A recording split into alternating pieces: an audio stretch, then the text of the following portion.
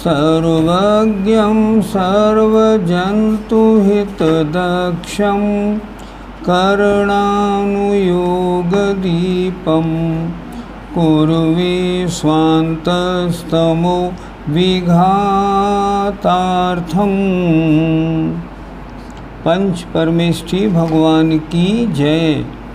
संत शिरोमणि आचार्य विद्यासागर जी महाराज की जय।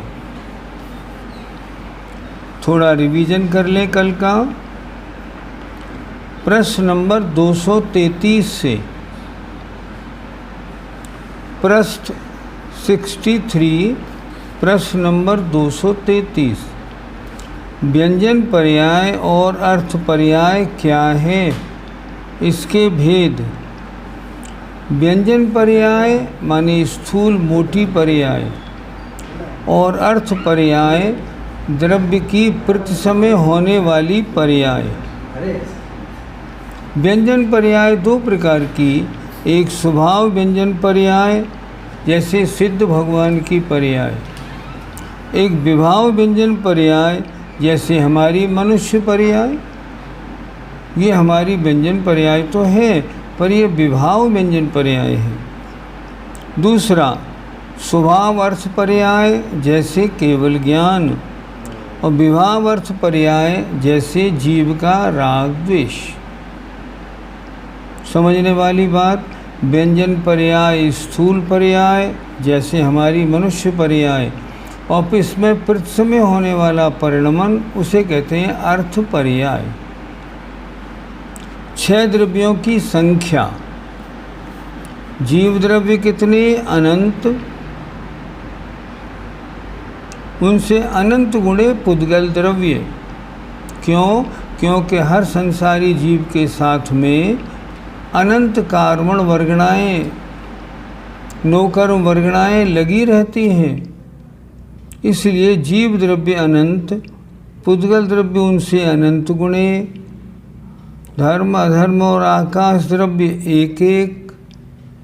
लोकाकाश के जितने प्रदेश हैं उतनी संख्या प्रमाण काल द्रव्य। काल द्रव्य कितने? जितने लोकाकाश के प्रदेश। लोकाकाश के प्रदेश कितने? असंख्यात। तो काल द्रव्य कितने हैं? असंख्यात हैं। द्रव्यों के प्रदेश चल हैं या अचल? देखें जरा ध्यान से। सभी संसारी जीवों के मध्य के नाभि के पास जो 8 प्रदेश हैं वो हमेशा अचल रहते हैं। इन्हें हम कहते हैं मध्य के 8 प्रदेश।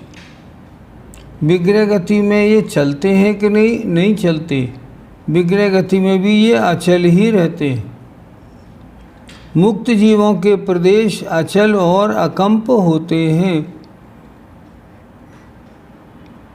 धर्म धर्म आकाश और काल द्रव्य के प्रदेश अचल और अकंप हैं। और पुद्गल द्रव्य में परमाणु और संख्यात असंख्यात आदि अणु के जितने स्कंद हैं वे सभी चल हैं। लेकिन पूरे लोक में व्याप भरा हुआ जो एक महास्कंद है वो चलाचल है। कल हमने ये भी बताया था कि पंचमेरु हैं, अकृत्रिम जिनाले हैं, ये कैसे हैं? ये भी चलाचल हैं। आइए आगे। प्रश्न 236। वर्गणा के कितने भेद और इसमें हमारे काम में आने वाली कितनी वर्गणाएं? पुद्गल वर्गणा के कुल भेद 23। इनमें नाम दिए हुए हैं। इनमें से सबसे नीचे की 2 लाइन देखिए। आहार वर्गणा, तेजस वर्गणा, भाषा वर्गणा, मनोवर्गणा और कार्मण वर्गणा। ये 5 वर्गणा हमारे काम में आती हैं। अन्य कोई भी वर्गणा हमारे काम में नहीं आती। प्रश्न, हम गेहूँ खाते हैं, चना खाते हैं, ये हमारे काम में आते हैं। इन्हें कौन सी वर्गणा माने? ये आहार वर्गणा है। आहार वर्गणा से तो शरीर बनता है, कोई चना गेहूँ थोड़ी बनते। नहीं, ये चना क्या है? ये भी वनस्पति का एक इंद्रिय जीव का शरीर है। तो उसने ये शरीर कैसे बनाया? जिन वर्गणाओं को ग्रहण किया उनसे ये बना, और जब उन वर्गणाओं को छोड़ दिया तो शरीर रह गया। इतना हो गया बस। जितनी चीज़ें आपके देखने में आती हैं, चाहे कागज़ की हों, सोने की हों, लकड़ी की हों, ये सारी पुद्गल वर्गणाएँ हैं, और ये सारी की सारी वर्गणाएँ आहार वर्गणा में आती। क्या लिखा? ये 5 प्रकार की वर्गणाओं से क्या क्या बनता है? आहार वर्गणा से शरीर, तेजस वर्गणाओं से तेजस शरीर, भाषा वर्गणा से वचन शब्द, मनोवर्गणा से द्रव्य मन, और एक बची कार्बन वर्गणा। कार्बन वर्गणा से कर्म बनते हैं। ये 5 वर्गणा हमारे काम में आती हैं। छठी वर्गणा और कोई ऐसी नहीं जो हमारे काम में आए। अब प्रश्न 238।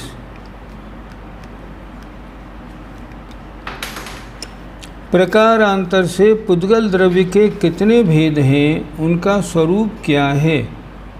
देखिए, इन्होंने लिखा पुद्गल द्रव्य के 6 भेद। पहला, जिसका छेदन भेदन एवं अन्यत्र प्रापण माने भेजना हो सके, उस स्कंद को बादर बादर कहते हैं, जैसे पृथ्वी, लकड़ी, पत्थर आदि। इसमें क्या बताया जा रहा है कि पुद्गल के जो स्कंद होते हैं या जो पुद्गल द्रव्य है वो कितने रूप में देखने में आता है? 6 रूप में देखने में आता है। पहला कौन सा? बादर बादर। बादर बादर कैसा? जिसको हम तोड़ सकें, जिसके टुकड़े हो सकें, उसे कहते हैं बादर बादर। दूसरा बादर, जिसका छेदन भेदन ना हो सके किंतु अन्यत्र जिसको प्रापण माने भेजा जा सके, उस स्कंद को बादर कहते हैं, जैसे पानी, तेल आदि। ये पानी क्या है? ये भी तो पुद्गल की वर्गणा है। इसको पहले में तो था जिसको तोड़ फोड़ कर सकें, जुड़े नहीं। यहाँ कह रहे हैं एक जग पानी में से हमने 1 गिलास पानी निकाल लिया, तो ये क्या हुआ? ये उससे टूट गया, लेकिन फिर मिलाओ तो मिल जाएगा।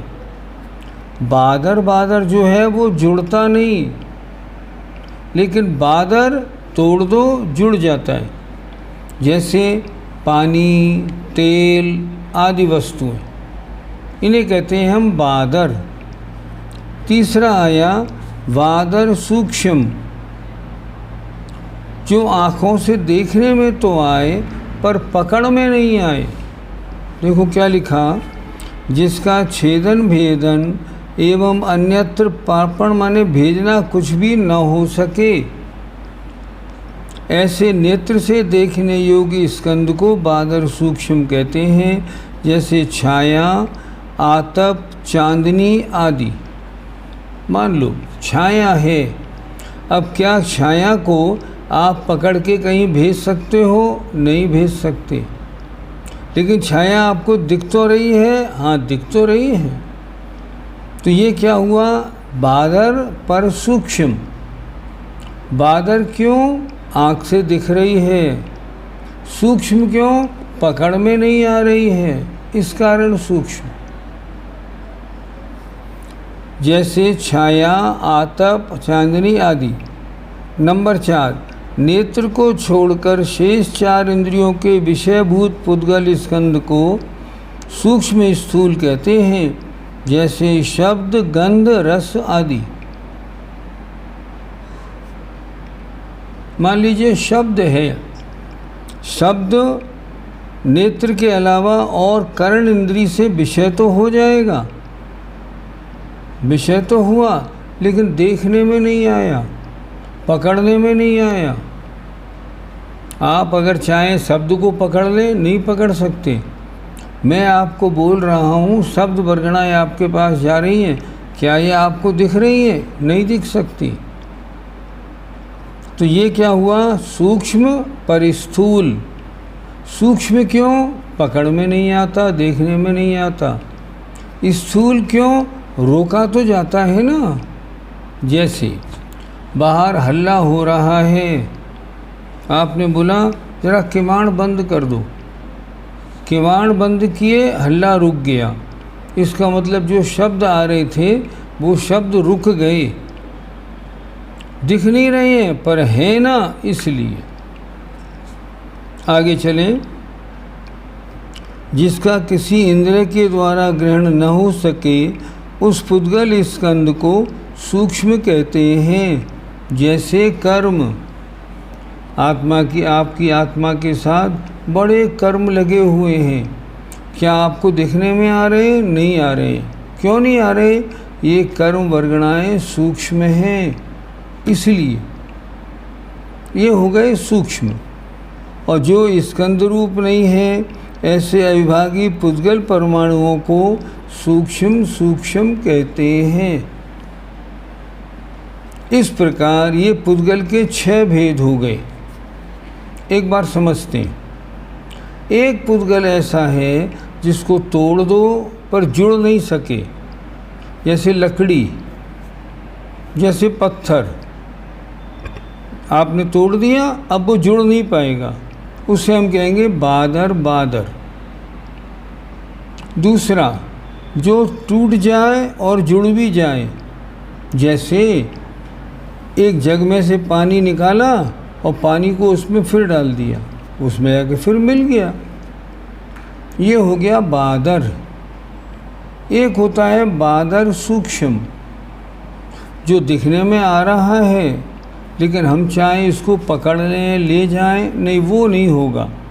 जैसे आपकी परछाई, ये बादर सूक्ष्म। एक होता है सूक्ष्म बादर, अर्थात जो इंद्रियों से पकड़ में तो आ रहा है, चक्षु इंद्री को छोड़ के, लेकिन दिखने में नहीं आ रहा। जैसे कान से हम सुनते हैं, हाँ शब्द आ रहे हैं, लेकिन शब्द देखने में नहीं आते। ये क्या हुए? ये हुए सूक्ष्म बादर। नंबर 4 सूक्ष्म स्थूल कह लो, वो हो गया। अब इससे और महीन में चले। जिसका इंद्री के द्वारा ग्रहण तो ना हो सके उसे कहते हैं पुद्गल स्कंद को सूक्ष्म। क्या मतलब? जो इंद्रियों के द्वारा ग्रहण नहीं हो सकते हैं, हमारी आत्मा के साथ अनंत कर्म परमाणु लगे हैं, ये क्या है? ये सूक्ष्म हैं। और जो स्कंद रूप नहीं है, ऐसे पुद्गल के परमाणु को हम क्या कहते हैं?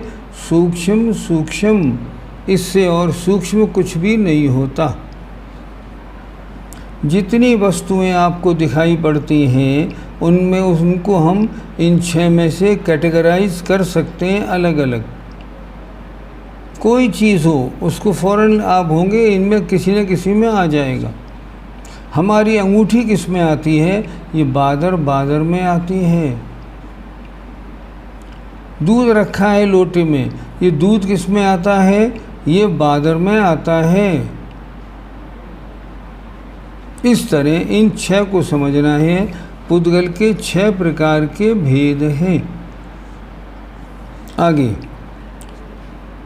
पुद्गल के 4 भेद: स्कंद, स्कंद देश, स्कंद प्रदेश और परमाणु किसे कहते हैं? उत्तर देखिए। जो सर्वांश में पूर्ण है उसे स्कंद कहते हैं। एक कोई स्कंद आपने ले लिया, ये लिया आपने, मान लो ये क्या है? ये स्कंद है। अब स्कंद के आधे हिस्से को स्कंद देश कहते हैं। इसके 2 टुकड़े कर लिए, अब ये क्या बचा? ये स्कंद देश। अब स्कंद देश के भी 2 टुकड़े कर लिए, अब क्या बन गया? स्कंद प्रदेश। और जिसका और विभाग नहीं हो सकता, ऐसा जो अविभागी है, उसे कहते हैं परमाणु। अच्छी तरह समझिए। स्कंद माने जो सर्वांश में पूर्ण है। स्कंद कोई वस्तु। स्कंद देश उसका आधा हिस्सा। स्कंद प्रदेश उसका चौथाई हिस्सा। और परमाणु अर्थात जो जिसका टुकड़ा नहीं हो सके उसे कहते हैं परमाणु। इस तरह पुद्गल के 4 हिस्से बन गए। आगे बढ़े। अविभागी पुद्गल परमाणु स्कंद रूप में किस तरह परिणत होते हैं? ये क्या कह रहे हैं? एक पुद्गल का परमाणु है, ये स्कंद में कैसे जुड़ जाता है ये बताइए। देखें, किसी एक गुण विशेष की स्निग्धत्व और रूक्षत्व ये 2 पर्याय हैं। यही बंध की कारण है। द्रव्य में जो स्निग्ध और रूक्ष गुण की पर्याय हैं, इनके कारण ही बंध होता है, अपने आप बंध नहीं होता। अविभागी प्रतिच्छेदों अर्थात शक्ति के निरंश अंश की अपेक्षा इन पर्यायों के एक से लेकर संख्यात असंख्यात अनंत भेद हैं। पर्याय कितनी बड़ी? बहुत बड़ी। कोई 1 इंची, कोई आधी इंची, कोई 2 सूत, कोई 2.5 इंची, कोई 4 इंची, बहुत तरह की होती। बंध कम से कम 2 परमाणुओं में होता है। बंध किस में होगा? 2 परमाणुओं में होगा। सो ये दोनों परमाणु स्निग्ध हों अथवा रूक्ष हों, अथवा एक स्निग्ध और एक रूक्ष हो, तब बंध हो सकता है। फिर देखें जरा। सो ये दोनों परमाणु स्निग्ध हों अथवा रूक्ष हो, अथवा एक स्निग्ध एक रूक्ष हो, तब बंध हो सकता है। एक सूत्र है तत्वार सूत्र में, स्निग्ध रूक्षत्वाद बंध। परमाणु से परमाणु का बंध, उसमें कारण क्या है? स्निग्ध रूक्ष गुण वाला होना।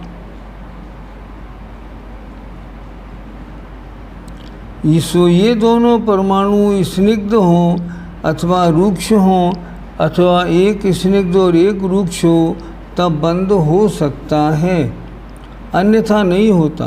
तब बंध हो सकता है। स्निग्ध या रूक्ष दोनों में ही 2 गुण के ऊपर जहाँ 2-2 की वृद्धि होती है, वहाँ स्निग्ध या रूक्ष का 4 गुण वाले स्निग्ध या रूक्ष के साथ, और 3 गुण वाले स्निग्ध या रूक्ष का 5 गुण वाले स्निग्ध या रूक्ष के साथ बंध होता है। किंतु जगन्य गुण वाले एक निरंश परमाणुओं का बंध नहीं होता है। अधिक गुण वाला परमाणु हीन गुण वाले को अपने रूप परिणमा लेता है। थोड़ा समझते हैं। देखिए, 2 परमाणु हैं। इस परमाणु में स्निग्ध और रूक्ष में से एक गुण होता है। ये स्निग्ध या रूक्ष गुण जो परमाणु में है, यही उसका आपस में बंध कराने में समर्थ होता है, नहीं तो हो ही नहीं। स्निग्ध रूक्षपना जो है, यही बंध कराने में समर्थ हैं। इनके कारण बंध होता है। उदाहरण, काल द्रव्य के अणु पूरे लोक में हैं, लेकिन वो आपस में जुड़ते क्यों नहीं? क्योंकि काल द्रव्य के अणु में स्निग्ध रूक्ष गुण नहीं पाया जाता, नियम। और स्निग्ध रूक्ष गुण के कारण ही बंध होता है, इसलिए बंध नहीं होता। फिर देखें, किसी एक गुण विशेष की स्निग्ध और रूक्षत्व ये 2 पर्याय हैं, यही बंध की कारण है। किसी भी द्रव्य में अगर द्रव्य से द्रव्य जुड़ेगा तो इसमें स्निग्ध रूक्षपना जरूर होना चाहिए। अविभागी प्रतिच्छेदों अर्थात शक्ति के निरंश की अपेक्षा इन पर्यायों के एक से लेकर संख्यात असंख्यात अनंत भेद हैं। ये कैसे बन जाएंगे? इन पर्यायों के एक से लेकर इतने अनंत भेद हैं, ये कैसे बनेंगे? ये बनेंगे ना, जैसे मान लो जितनी चीज़ें हम देखते हैं, मान लो हमने गेहूँ देखे, अलग अलग प्रकार के सारे होते हैं, चने देखे अलग अलग प्रकार के सारे होते हैं, इन सब में डिफरेंस पाया जाता है। बंध कम से कम 2 परमाणुओं में होता है। बंध किस में होगा? 2 परमाणुओं में। लेकिन शर्त है, परमाणु कैसा होना चाहिए, अब ये बताएंगे। देखिए ध्यान से, बंध कम से कम 2 परमाणुओं में होता है, सो ये दोनों परमाणु स्निग्ध हों अथवा रूक्ष हों, अथवा एक स्निग्ध और एक रूक्ष हो, तब बंध हो सकता है, नहीं तो बंध नहीं होगा। बंध किसे कहते हैं? 2 परमाणुओं का जुड़ जाना, इसका नाम बंध है। स्निग्ध या रूक्ष दोनों में ही 2 गुण के ऊपर जहाँ 2 की वृद्धि होती है, वहाँ 2 गुण वाले स्निग्ध या रूक्ष का 4 गुण वाले स्निग्ध या रूक्ष के साथ, तथा 3 गुण वाले स्निग्ध या रूक्ष का 5 गुण वाले स्निग्ध या रूक्ष के साथ बंध होता है। किंतु जघन्य गुण वाले परमाणुओं का बंध नहीं होता। अधिक गुण वाला परमाणु हीन गुण वाले को अपने रूप परिणमा लेता है। अब जरा इसको समझ लेते हैं। 2 परमाणु हैं, एक परमाणु में मान लो स्निग्ध 5 गुण वाला है और दूसरा रूक्ष 5 गुण वाला है, इनमें बंध नहीं होगा। क्यों नहीं होगा? दोनों में 2 गुण का अंतर होना चाहिए। अगर ये स्निग्ध 5 वाला है और दूसरा स्निग्ध 7 वाला है तो बंद हो जाएगा। ये स्निग्ध 5 वाला है और दूसरा स्निग्ध 3 वाला है तो बंद हो जाएगा। ऐसा क्यों? आचार्यों ने लिखा है, जिन परमाणुओं के गुणों में 2 डिग्री का अंतर है, वे ही बंध को प्राप्त हो सकते हैं। अगर 3 डिग्री का अंतर है, बंध को प्राप्त नहीं होंगे। 1 डिग्री का अंतर है तो भी बंध को प्राप्त नहीं होंगे। केवल 2 का अंतर होगा तभी प्राप्त होंगे, चाहे वो रूक्ष हो, चाहे वो स्निग्ध हो। जरा देखें ध्यान से, किसी एक गुण विशेष की स्निग्ध और रूक्षत्व, ये 2 पर्याय हैं, यही बंध की कारण है। अविभागी प्रतिच्छेद माने शक्ति के निरंश अंश की अपेक्षा इन पर्यायों के एक से लेकर संख्यात असंख्यात अनंत भेद हैं। इन्होंने किसके भेद करे? ये इन पर्यायों के भेद किए। अर्थात जो स्कंध होते हैं वो बहुत तरह के होते हैं। बंध किनका होता है? कम से कम 2 परमाणु बंधते हैं। बंध कम से कम 2 परमाणुओं में होता है। सो ये दोनों परमाणु स्निग्ध हों अथवा रूक्ष हों, अथवा एक स्निग्ध और एक रूक्ष हो, तब बंध हो सकता है। स्निग्ध या रूक्ष दोनों में ही 2 गुण के ऊपर जहाँ 2 की वृद्धि होती है, वहाँ 2 गुण वाले स्निग्ध या रूक्ष का 4 गुण वाले स्निग्ध या रूक्ष के साथ, और 3 गुण वाले स्निग्ध या रूक्ष का 5 गुण वाले स्निग्ध या रूक्ष के साथ बंध होता है।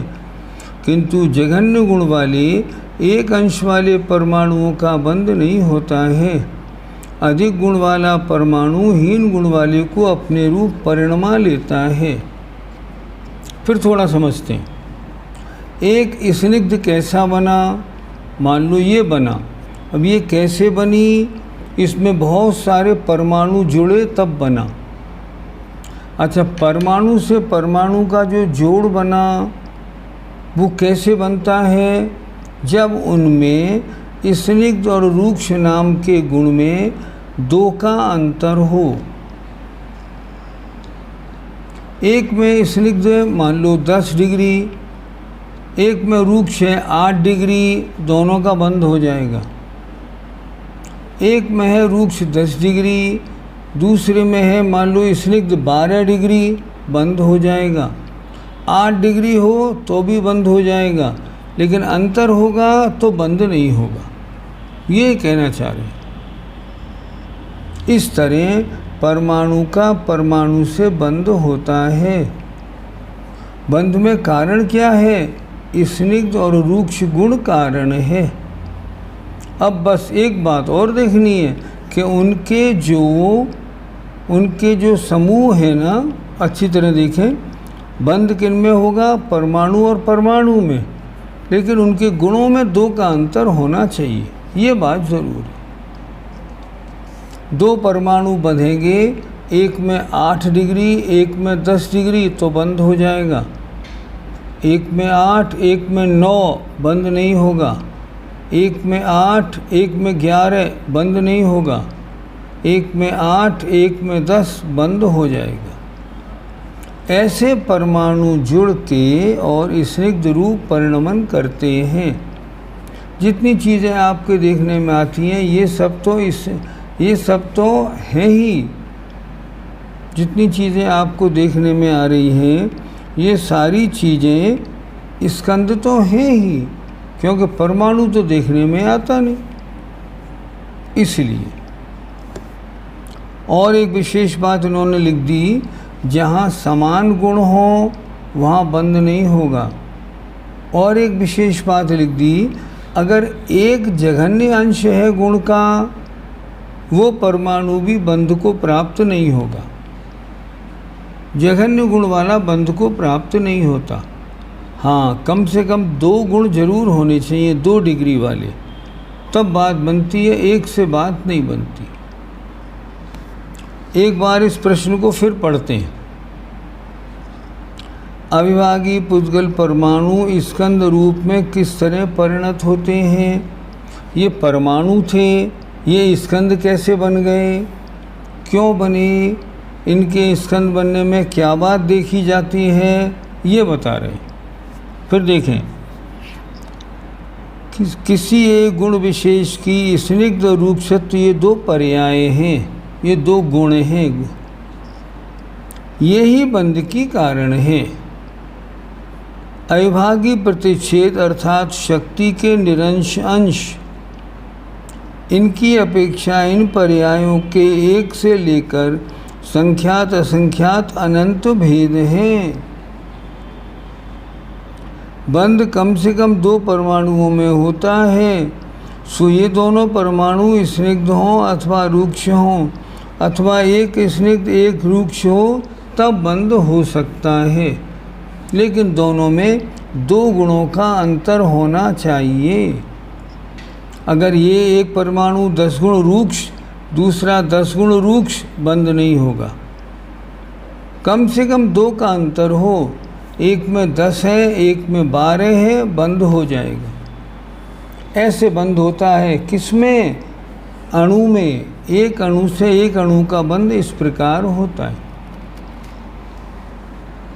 आगे आइए, अस्तिकाय किसे कहते हैं, उसके कितने भेद हैं? अस्तिकाय का मतलब होता है बहुप्रदेशी द्रव्य। अधिकांश का अस्तिकाय का मतलब होता है बहुप्रदेशी द्रव्य। देखिए परिभाषा, जो सदरूप से हो उसे अस्थि कहते हैं। सदरूप से जो एग्जिस्ट करे, जिसका अस्तित्व हो, उसे कहते हैं। जो सदरूप से हो उसे अस्थि कहते हैं। और जिसके प्रदेश अनेक हों उसे काय कहते हैं। अब ये है, ये अस्थि भी है, एग्जिस्ट करती है, काय भी है क्योंकि बहुप्रदेशी है। ऐसे फिर देखिए, जो सदरूप हो उसे अस्थि कहते हैं, और जिसके प्रदेश अनेक हों उसे काय कहते हैं। काय के दो भेद हैं, जो अखंड प्रदेशीय है, अखंडित अनेक प्रदेश रूप है, उन द्रव्यों को मुख्य काय कहते हैं। जैसे जीव, हर धर्म, अधर्म और आकाश, ये मुख्य काय हैं। जिनके प्रदेश खंडित हों किंतु स्निग्ध रूक्ष गुण के निमित्त से परस्पर बंध को प्राप्त होकर जिनसे एकत्व हो गया हो, अथवा बंध होकर एकत्व को प्राप्त होने की जिसमें संभावना हो, उनको उपचरित काय कहते हैं। काय माने बहुप्रदेशी, जो आगे बहुप्रदेशी बन सकता है वो उपचरित काय। आगे देखें, काल द्रव्य में ये दोनों ही बातें नहीं हैं। काल द्रव्य से कहो लो ये चीज़ स्वीकार कर लो, नहीं वो स्वीकार नहीं करेगा। बंद होकर एकत्व को प्राप्त होने की जिनमें संभावना हो, उन्हें उपचरित काय कहते हैं। जैसे पुद्गल। काल द्रव्य में ये दोनों ही बातें नहीं हैं, वह स्वयं अनेक प्रदेशी न होने से मुख्य काय भी नहीं है। काल द्रव्य कहाँ भरे हुए हैं? पूरे लोक में। इनकी शक्ल कैसी है? अणु जैसी है। ये आपस में चिपकते क्यों नहीं हैं? क्योंकि इनमें स्निग्ध रूक्ष गुण नहीं है। जब स्निग्ध रूक्ष गुण नहीं होगा तो फिर चिपक कैसे जाएंगे? इसलिए सारे काल द्रव्य के अणु अलग अलग हैं, अनंत काल से हैं, कभी जुड़े मिले नहीं। और आगे कुछ भी हो वो ऐसे नहीं जुड़ते। क्या हुआ?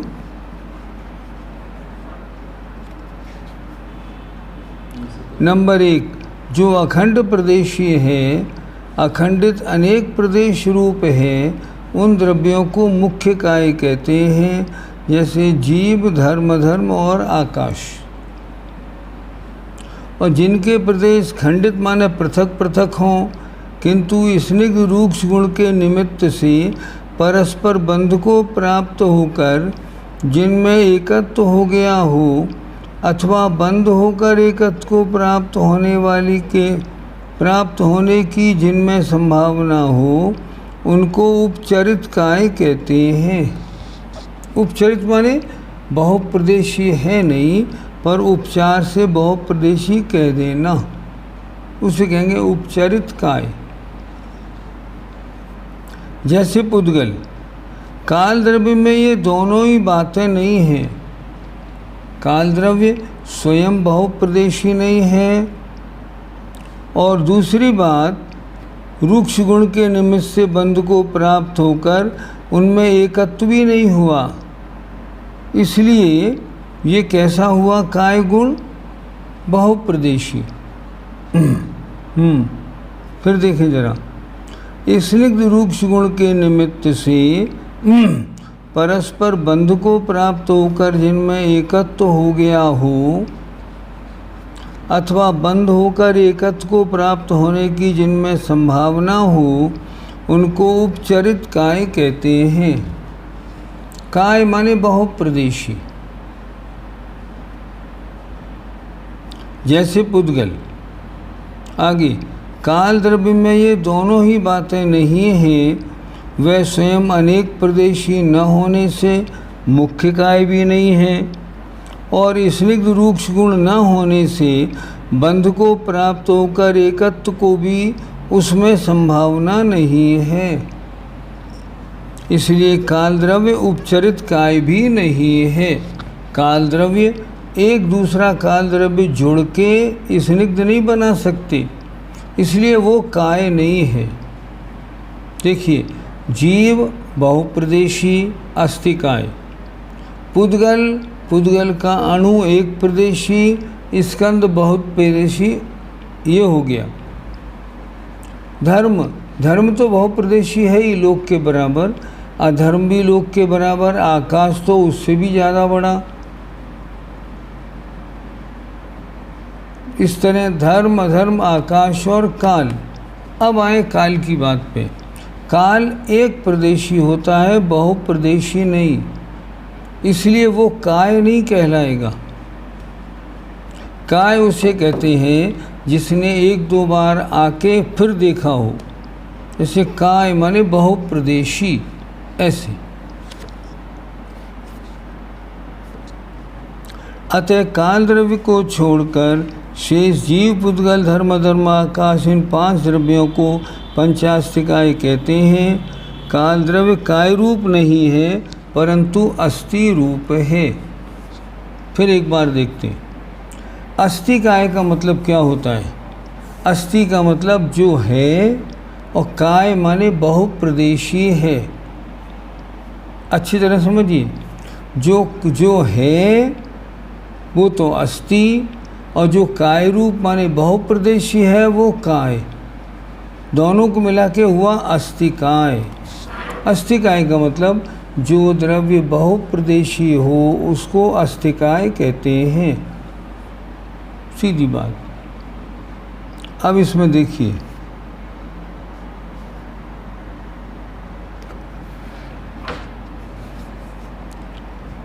जीव द्रव्य असंख्यात प्रदेशी, पुद्गल द्रव्य एक से लेकर अनंत प्रदेशी तक, धर्म द्रव्य असंख्यात प्रदेशी, अधर्म द्रव्य असंख्यात प्रदेशी, आकाश द्रव्य तो अनंत प्रदेशी।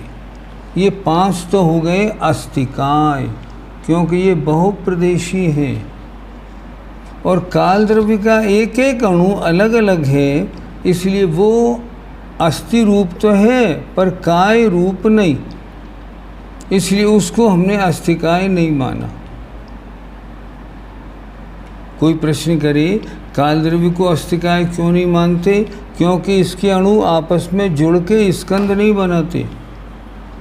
सारे संसार में जितने भी हैं, मान लो वे सारे के सारे जितने भी सारे संसार में हैं, उन सब के बारे में, जैसे मान लो धर्म द्रव्य है बहुप्रदेशी, अधर्म द्रव्य बहुप्रदेशी अस्तिकाय, आकाश द्रव्य बहुप्रदेशी अस्तिकाय, काल द्रव्य एक प्रदेशी, इसलिए अस्तिकाय नहीं है।